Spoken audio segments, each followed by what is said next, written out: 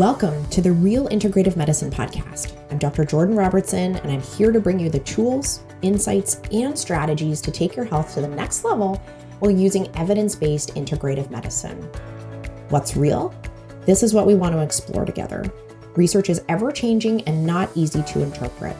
We're bringing you the best that integrative medicine has to offer while sticking to the facts. Our mission is to elevate the practice of integrative medicine for clinicians and patients alike. Preventative solutions, nutrition, exercise, and sometimes supplements have a seat at the table in medicine, but only if we uncover real science-backed solutions. It's time to uncover what works and challenge what doesn't. Let's unlock your full health potential with an integrated approach. Ready to learn what's real? Let's dive in. All right, welcome, guys. This is going to be a great episode. We're here on the Real Integrative Medicine podcast, and I'm joined by one of my very good friends and colleagues, Dr. Briana Botsford. Today, we're going to talk about essentially how to be your best self in your exercise, which, you know, I think with all of the myth and all of the discussion around how to fuel yourself around your exercise that floats around online, there is really no better person to have this conversation with us today. Thank you so much for joining me on the show today, Bri. Thanks so much for having me. We're going to have so much fun. So much fun. And we are very different athletes, Bri and I. And so we get to bring some very interesting perspectives to this conversation. But Bri, I would love if you could kick it off by sharing a little bit about your story and how you got to this spot and being such a knowledgeable expert in this area. Because I think a lot of it stems from your personal experience as an athlete. Mm-hmm. Absolutely. I mean, I grew up as a high-level artistic swimmer, or what was called synchronized swimming back in the day. And I had no idea how to properly fuel my body. And we weren't really taught, other than we needed to be small in order to quote unquote perform well. And so from there, from synchronized swimming, I segued in my early 20s into triathlon and being more of an endurance sport athlete. And I had a significant experience with what's now referred to as relative energy deficiency in sport, where I developed a stress fracture in my left tibia. And at the time, I wasn't rail thin. I didn't look like I had an eating disorder. I was a vegan, vegetarian, not that that's disordered or anything, but I was definitely restricting foods, under the guise of being vegan and that being supportive for my health. And look how healthy I am. I eat all these vegetables and fruits, but, I wasn't getting enough nutrition to support the training that I was doing. I was training for half Ironman and Ironman distance triathlon. So that's, significant training. And I was working as a personal trainer, group fitness instructor. So the output that my body was giving was way more than what I was putting in from a calorie perspective, but I had no idea what I was doing, despite the fact that I had a kinesiology degree. And so I had taken nutrition courses. I had supposedly a good understanding of how to support active people with nutrition and exercise. Obviously, ending up with a stress fracture, significant fatigue, iron deficiency, period problems, I was not my best self. And it took me going back to naturopathic school. So after all of this, I successfully did an Ironman in that state, which is bizarre when I look back. And I went back to naturopathic school because I wanted to help people with these specific issues. I didn't think people should have to be this tired and feeling this terrible while performing at a sport. And even once I graduated from naturopathic school, I would say I didn't have a full grasp or understanding of still the nutritional demands and needs that go into endurance sport or power sports or other types of sports. So I really had to do a lot of my own work in order to figure out what our standards should be, how we should be fueling people better, and how to coach people through that without making them feel so afraid of the extra food that we need them to consume. I love that story. It was making me think of so many things that I'm interested for us to unpack, even just like the culture around some of those sports and this, like, we'll say conflicting information that, like, for women, especially in sport, around the reason why we're doing sport, I think is often conflicted, right? Between aesthetics and performance. And for many sports, especially female dominated sports, aesthetic creeps into the discussion around performance.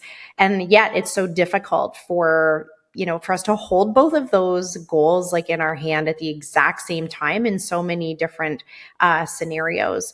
So when I say like showing up as your best self in your exercise, like what does that actually mean to you? And how can we sort of open up this conversation for why this is even an important discussion? Because I'm sure that some people listening are like, well, I'm not an elite athlete, so it doesn't matter how I show up in my exercise, or, I'm not falling over, so I guess I'm like doing okay.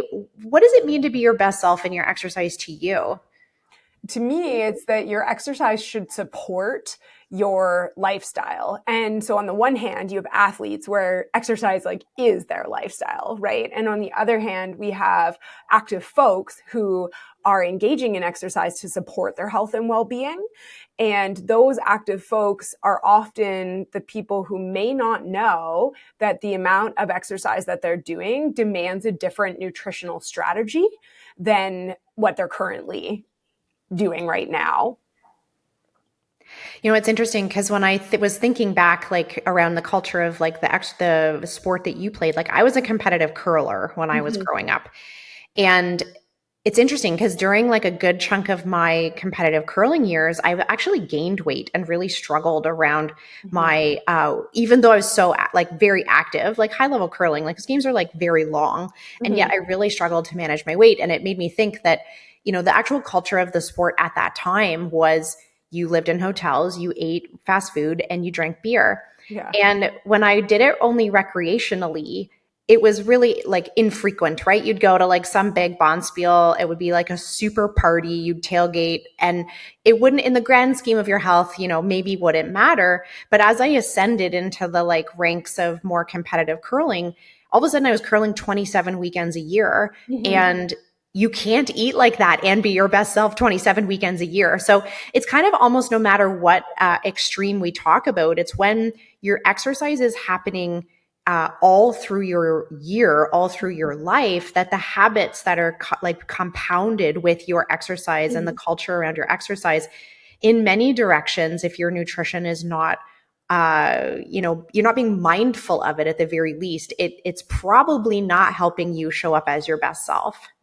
Exactly. And when you show up to that movement, whatever it is, whether it's curling or rock climbing or swimming, doesn't matter. You want to feel energized, fueled. You want to feel good doing the thing as good as you can feel, because sometimes exercise doesn't feel good, and that's okay, right? But we want to try and show up with a good energy level, and then also not have our exercise output derail the rest of our day, right? And I think people get caught in this vicious cycle where they're like, I'm too tired to work out. And then if they work out, they feel like it makes them more tired. But really, we know, like, if you are training or you're exercising, you're moving, like, you're going to get a better sleep quality. That sleep quality is probably going to translate into more energy during the day. Now, if you're under fueling, we're interrupting that whole cycle. And so you go for a long run on Sunday morning. How are you going to support your kids at soccer later in the day? You're just going to be exhausted on the sideline and you don't feel like your best self, right? So it's like we have to figure out, how do we fuel you for those activities so that you can still show up as your best self in the rest of your life? And what are the signs that people maybe are under fueling? Like, again, we often will think about, people immediately go to weight loss, right? If they think, well, if I'm under fueling, and really, like for my curling, I probably was like undernourished, we'll say, because I'm not sure how nourishing chicken fingers and fries and Moosehead beer is, which I was young, and so I went with the cheap beer at the time. I was probably undernourished, but we immediately imagine that if we're not losing weight, that we must be not under fueling. But what other signs can people look for, and why is weight not the right thing to look at? I think some of the most important signs you can look for as far as underfueling are fatigue, which I know is really non-specific. But when we look at fatigue, the first thing that we should be looking at if someone's feeling tired is their nutrition, right? Yes, we have other things we need to rule out that can be causing fatigue. But really, like if you're not getting enough energy in, then there's not enough energy to go out to help you feel energized and have your brain feel good, right? So fatigue is definitely something that we want to look at. And then you mentioned the weight loss piece, and weight, as you said, it's not always the best measure because sometimes we're changing our composition. We're either gaining muscle, and so the scale might be changing, or we're changing our composition, and so our clothes are fitting differently in different areas. You know, when I start lifting more weights, typically my shoulders are getting bigger, and so I might actually gain some mass on the scale. But I'm not necessarily like under or over fueling. I'm gaining mass, but that's recomposition, right? It's not necessarily an excess of a given nutrient. Although it is really hard to gain muscle mass when you're in a calorie deficit. Like it's basically impossible, right? Hear, and that's hear. and that's another like thing that's really important, right? Because that in itself could be a sign. Like if somebody is doing weights 4 times a week and they're like, I'm not getting stronger, my performance isn't changing. So performance, like how do we measure that, right? When we're talking about lifting weights, it's like, okay, well, you're either increasing your reps, you're increasing your weight, like something is changing that you can measure. Running, also relatively easy to measure performance. Are you measuring heart rate, distance, speed, like lots of metrics? So depending on what those outcome measures are, if performance isn't improving as expected, assuming we're following a prescribed plan that should induce those changes, then we want to look at underfueling as a potential cause of lack of performance or change in performance. And some of that also filters into the effects on hormones. So for women, changes in the menstrual cycle. For men, difficulty with gaining muscle mass, changes in libido. Those can be signs of low testosterone. Now, I know it gets muddy when we talk about women's health and change. There's so many things that can affect the menstrual cycle, right? And underfueling can affect your menstrual cycle for up to 18 months, even after it's been corrected. So even if we start refeeding you, you can still have consequences of underfueling for up to a year and a half. And I'm sure like there's going to be more and more research on this topic that we might change our mind on the timeline. But as it stands right now, being in a significant calorie deficit for any period of time can alter your menstrual cycle. So that's really something to pay attention to. I know in midlife that can get muddy. Is this perimenopause, or is this relative energy deficiency, or am I not getting enough fuel? And that's really like an individualized question, but there are some specific signs and symptoms that can help us tease that out. Injuries and illness are another thing that's really a sign of underfueling. So recurring injuries, and I see this a lot in teens. Clinically, I also see a lot of illness in teens, right? So if they're a teen athlete and they're getting sick all the time, one of the first things I'm looking at is their nutrition, right? Because if they're not getting enough fuel, your body can't produce the necessary chemicals that it needs to mount an immune response. And so you're going to get recurrent illnesses and or recurrent injuries where your tissue doesn't have the capacity to heal, right? When I say immune system, people are like, oh yeah, colds and flus. But your immune system is what's behind tissue healing, right? So if we get an injury, the immune system has a function in order to heal that. So those are some of the other facets that can be involved with underfueling. You brought up the sort of that piece around tracking both performance and the cycle. And I think this is where we can kind of fall into a trap. If people are elite athletes and you're like, hey, like, what's your 1 RM single arm dumbbell pull with a bent over stance? They're like, oh, I know what that is, right? Like they know their stats, they know their metrics. They know which exercises are part of their like complex movement versus accessory. And they would know if there is parts of their training plan that is, you know, showing up with a bit of a deficit or is a struggle, right? Mm-hmm. It's when we're in that like middle ground where people are active and they maybe don't have a primary sport. their exercises may be varied, or I'll use the word inconsistent, not because you're showing up inconsistently, but you may do a spinning class on Monday and swim laps on Wednesday and do a long hike on Thursday and then do a Pilates class on Saturday. And how, right, do we track performance when every single day's movement is slightly different? And only over many months would you be like, dude, I still can't do these certain moves at Pilates.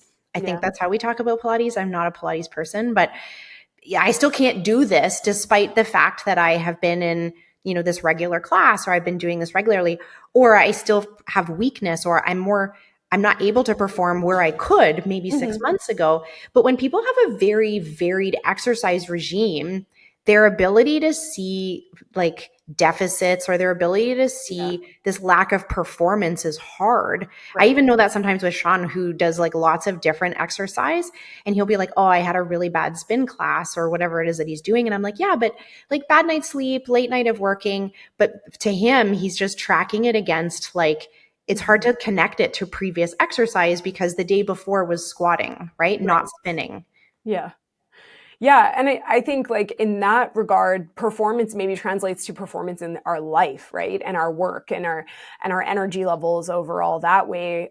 Focus and concentration. Like if you're under fueled coming from spin and you're going into work and 3 o'clock hits and you're exhausted, you can't focus, you're reaching for the coffee or the chocolate or whatever. It's like maybe you haven't fueled enough to help your muscles recover and refuel from that morning movement, assuming, the timing is as I'm arbitrarily making it. But those are the folks that I think, you're measuring your performance in the things that you are doing consistently, like whether it's your work, whether it's parenting, whether like whatever it is that shows up in your life consistently that you don't feel your best self as. Then we have to circle back and say, okay, well, from a timing perspective, are you timing your nutrition well? Before we even do timing, we always talk about like baseline intake, right? So if somebody's getting enough at baseline intake, then we can get fancy with timing.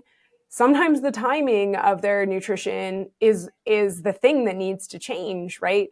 Like that 3 o'clock dip in energy. I can't tell you how many days of the week I'm like, let's do a snack, right? And I know that that's so pedestrian, but it's something that people don't do. And then they wonder why they're tired. And I'm like, well, you haven't eaten for 4 hours. I know. I always used to say like your second wind after dinner is just your first wind because it was your first legit meal of the whole day. Totally. Exactly.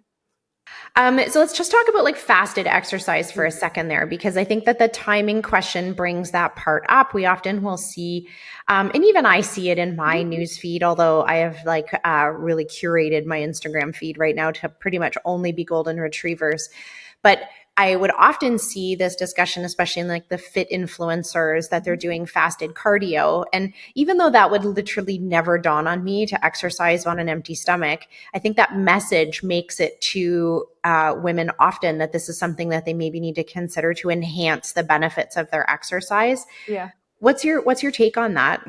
Well, I think it's both, right? It's the let's do workouts fasted for whatever reason. And then there's also the like, oh my God, never do fasted cardio because cortisol, right? So it's like, and then people are like, what the heck am I supposed to do? We can't win. Like, yeah, like, and it's feast or famine quite literally from even an information perspective, right? And so for me, what I'm looking at is the duration of the exercise, the type of exercise, and that's going to inform whether it's appropriate for someone to do it fasted or not. Also, what is the outcome? What is the goal that we're looking for, right? So if you wake up and you're doing like an express spin class, 30 minutes, or you're jumping on the Peloton or something like that, and you feel fine doing 30 to 60 minutes of cardio, or it could be weights, right? And you don't feel dizzy, you don't feel tired, you don't feel any adverse effects.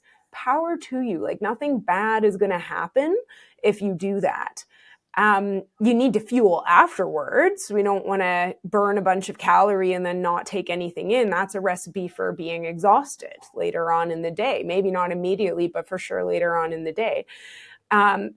But then if you're exercising or training for 60 to 90 minutes, I would say pretty much never do that fasted, because you're not going to have the energy in your muscles to make it through that whole training bout. The muscles store carbohydrate as a molecule called glycogen, and that stored glycogen gets used up, right? If we're exercising for a longer period of time. Of course, we also have sugars or glucose stored in our, like, it's circulating in our bloodstream. But if you're fasted, those levels are low, right? So then we're only relying on stored fuel to fuel our muscles. And that's where we want to have, if we don't have time for a meal, we want to have a pre-exercise snack. And so when I talk about meal timing, I'll say, if you have 90 minutes or more, if you have an hour and a half or more, you can do a full meal. Most people's gastric emptying time, like the time it takes for the food to exit their stomach so they're not feeling pukey on the bike, is about an hour and a half. It's different for everyone, right? Like my husband could probably eat like a burger and fries and then go for a 20K run and be fine.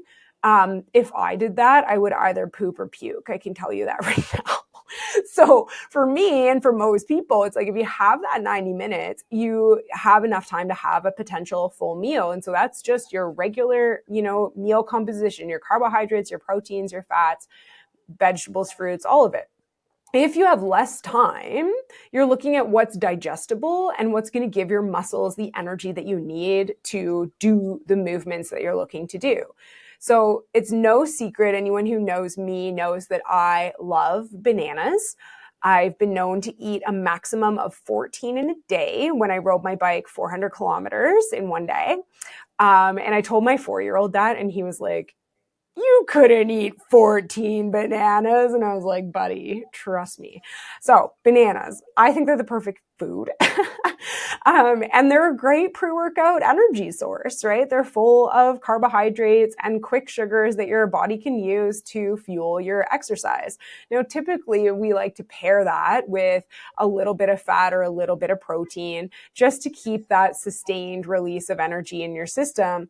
But that's also not super necessary depending on the type of exercise we're going to do. If you're going to do 45 minutes of intervals or an hour of steady state cardio, a banana might just be just what you need to top up your muscle glycogen and your blood sugar so that you have the fuel to keep going.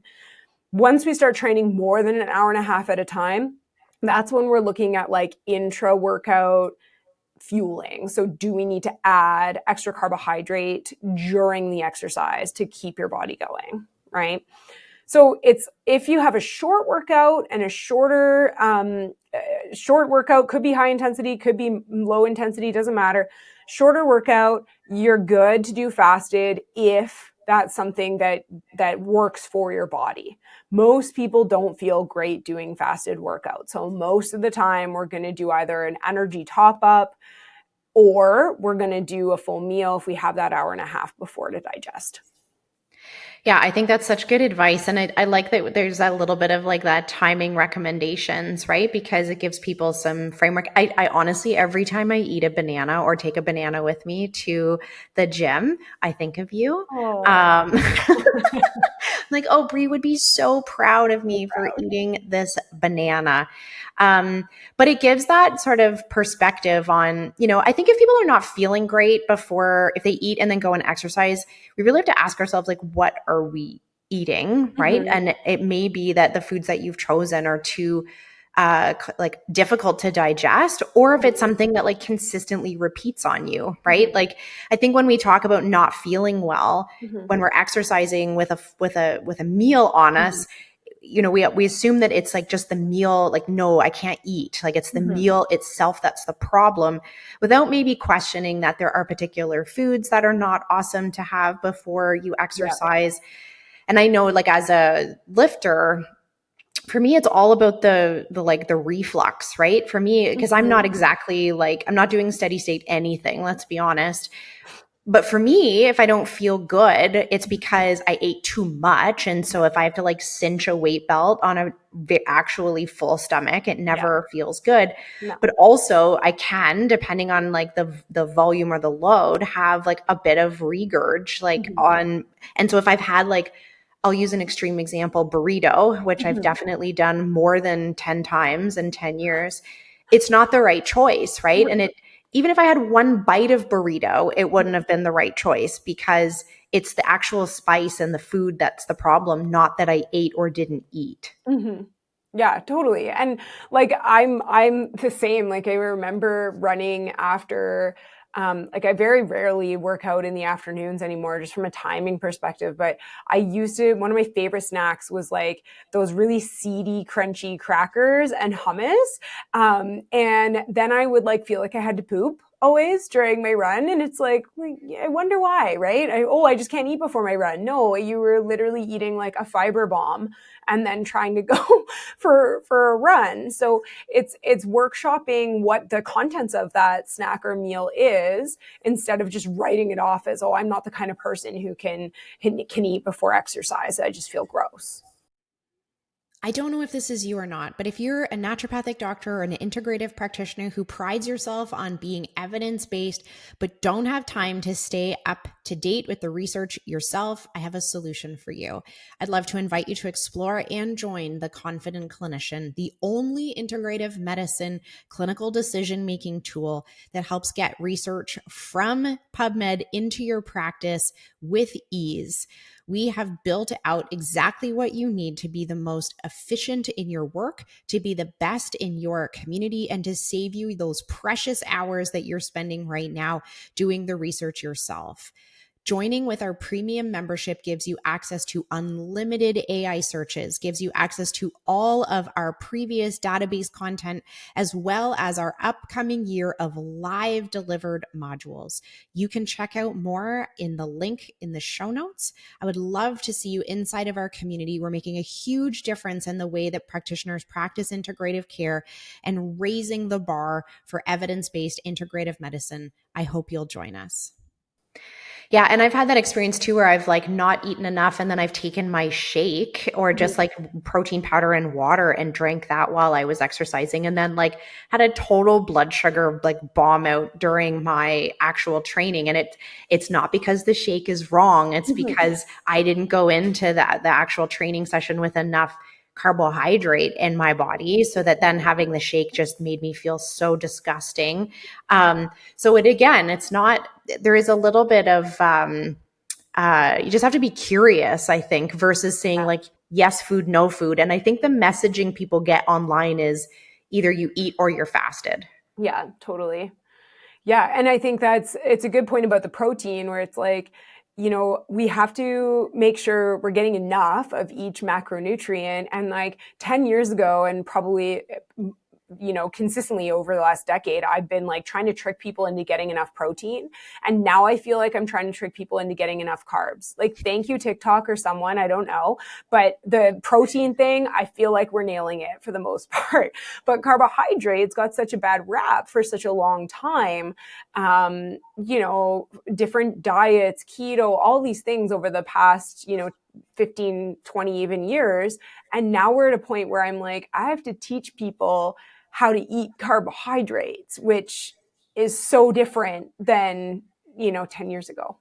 Well, Gwyneth Paltrow's eating bread now, so maybe she will help our mission. We're now just going to have to trick people into not eating so much saturated fat and cheese, because she's also eating cheese. Okay. So for what that's worth. Well, I'll stay tuned for the next 5 to 10 years of what's going to change. I want to come back to the cycle piece for a sec, because I'm curious around, your thoughts on how, because I think I always used to think myself that was quite an extreme symptom, right? That like you had to be in a pretty significant energy deficit for a significantly long period of time in order for you to have cycle disruption. Yeah. And it was only, so I've missed 2 periods in my life as a weightlifter because of 2 weight cuts. So Cole's notes, it's a weight class sport. I do not walk around at my weightlifting weight, and I need to cut usually 2.5, sometimes 3 kilos, depending on how long it's been since the last competition, to actually get into my weight class. And I've missed 2 periods in the last 4 years, and both times have been in the months following a weight cut. And for me, like, even for me, like with all the knowledge, all the things, I was like, am I just perimenopausal? Like, is this coincidental? Because it was just really my last 6 weeks of dieting where my, calorie intake versus my training was probably in a little bit of a poor balance. We'll just call it that. And yet here I was, like someone with really robust, like hormones. Like I've never missed a period ever in my whole life. And this mild dieting and mildly elevated training was enough for me to miss an ovulation.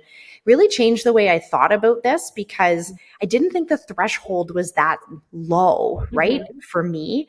Can you just talk a little bit about that? Because it's not as extreme of a symptom as even I thought. Yeah. Yeah. And I think for me, when I was experiencing issues when I first started training for Ironman distance triathlon, it was the same idea where like I had raging out of control PMS, borderline PMDD probably. And I just attributed it to like hormones suck, right? Had no, like, didn't think that these kind of mood symptoms could be attributed to fueling. And there's lots of factors, but it's definitely like you can have missed periods, you can have late periods, you can have actual like bleeding changes, whether it's mid-cycle spotting. And I think the most important thing is that people are tracking what's normal for them and noticing those subtle differences, because it's not always going to be a completely missed period, right? And sometimes it's the within day calorie deficit, not even the net within a cycle.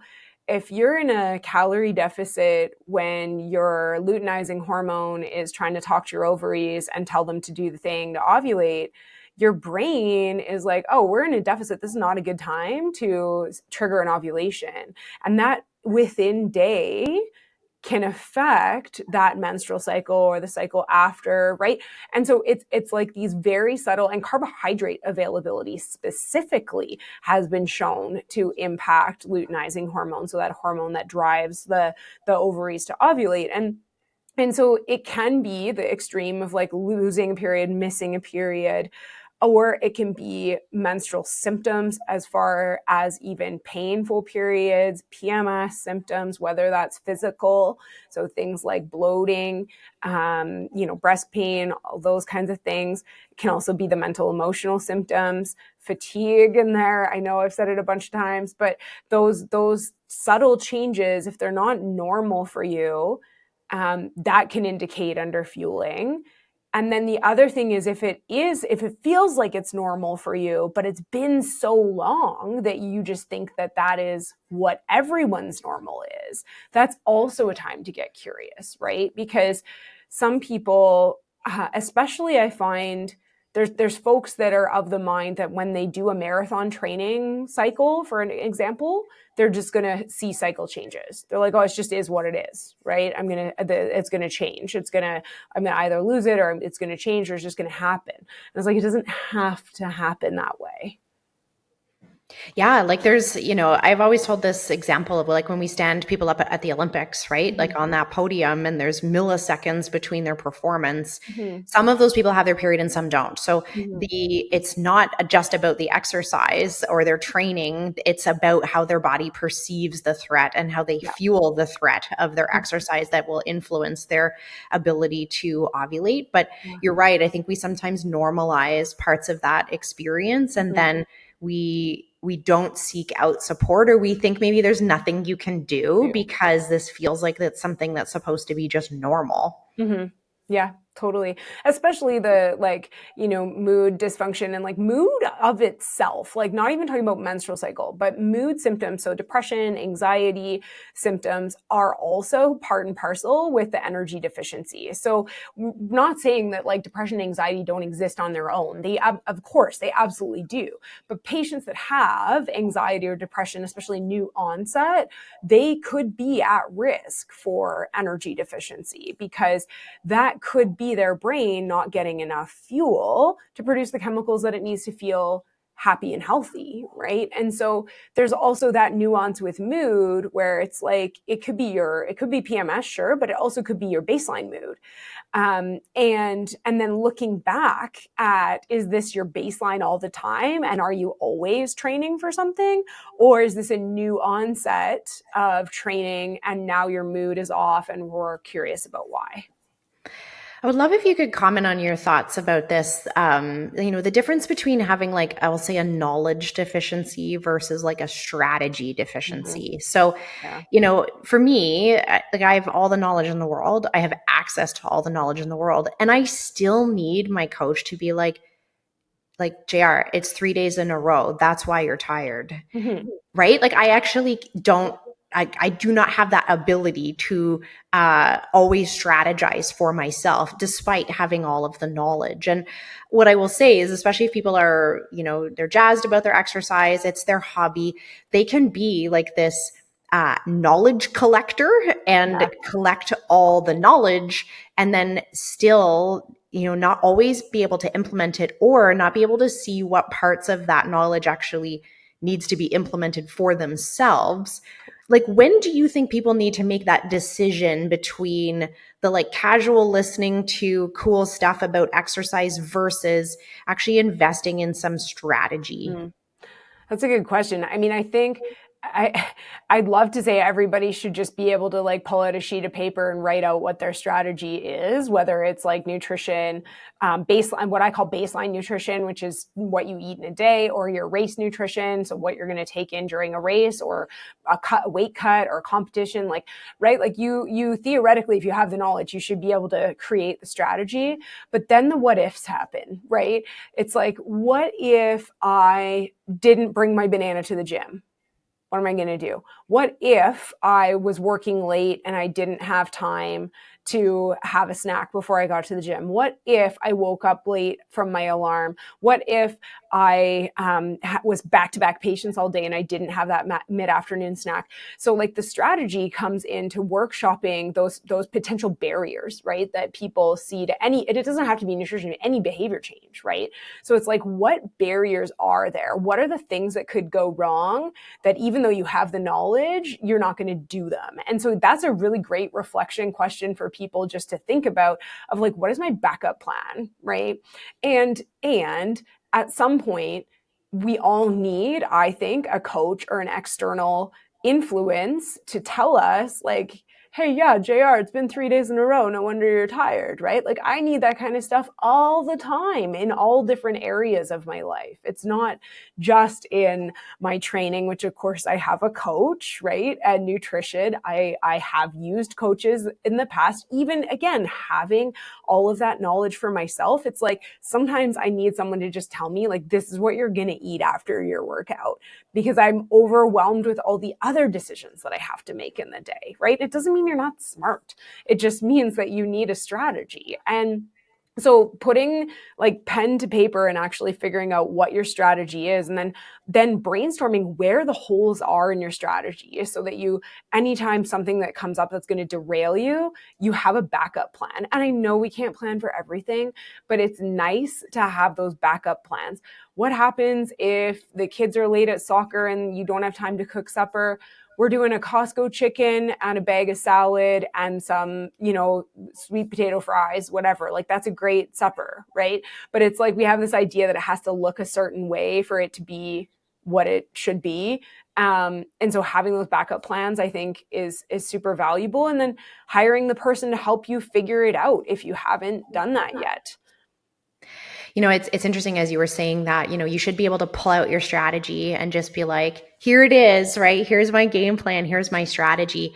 I hope that this message isn't lost. And that's why I want to just call attention to it. So for many women, their exercise knowledge has changed in the last 5 to 10 years around the importance of strength training. So in the past, I think we would go to, and I was guilty of it too, like go to the global gym, you would do the elliptical, you would watch CNN, and then you would go down and wander around and do a few dumbbells, and then you would go home.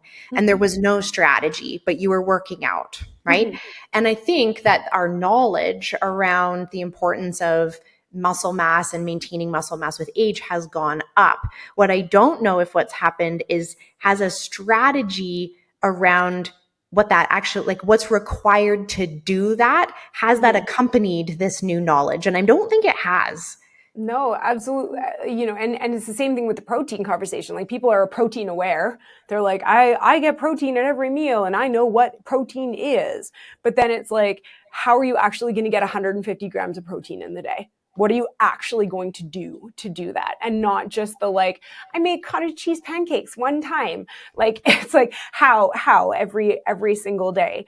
And when we talk about like exercise and muscle mass and the importance of it for our bone mineral density, for longevity, for our metabolic health, like for so many reasons, it's like, yeah, you got to focus on, you got to do the training, you got to get adequate protein. You can't be in a calorie deficit to gain muscle. Really, it's just not going to happen.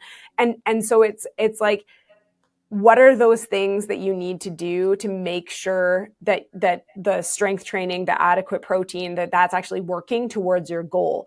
And I would say, it's protein adequacy and carbohydrate calorie adequacy on a baseline level.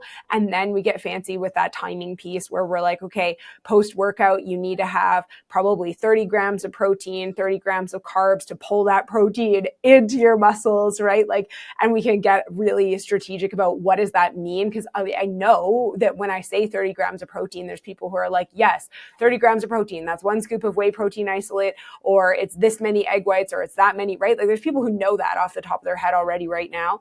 But then there's also folks who are like, so peanut butter, right? And so it's like, we have to figure out what are the actual execution items that you're going to do to get those sort of pillars or baselines met. Yeah. So even like our past weekend warriors who now have graduated into like having a muscle plan in their minds for aging actually requires like a muscle strategy or an exercise strategy, exercise plus nutrition. I'm so grateful for you sharing with our audience, Bri. I would love to hear sort of like your final take-home thoughts to make sure that we kind of like wrap this up in a nice little bow for our audience that's listening. I also would love if you could share how our audience could hear more from you or learn more from you after this episode. Absolutely. So I think my biggest message is getting people to understand that even recreational exercisers, if you want to use that term, can be underfueling unintentionally, right? I think when we talk about this idea of underfueling or over-exercising, we think that there's some kind of disordered thought or a goal to achieve a certain physique. And maybe there is, but there's also a lot of completely unintentional deficits that occur that affect so many different systems in our body. And then we're hunting for these fancy diagnoses when really we just needed to feed the person more and maybe tweak the timing, right? And so I'm very passionate about it because it's so simple. And I know that that's not sexy, but it makes a huge impact in people's lives. And where people can find me, you can find my sweaty treadmill rants on Instagram. I have recently attempting to be on TikTok. I'm at Doc Bribots on both platforms. I have a personal website, which is drbrianabotsford.com. I have a clinic in Edmonton, Flow Functional Healthcare, flowyeg.ca.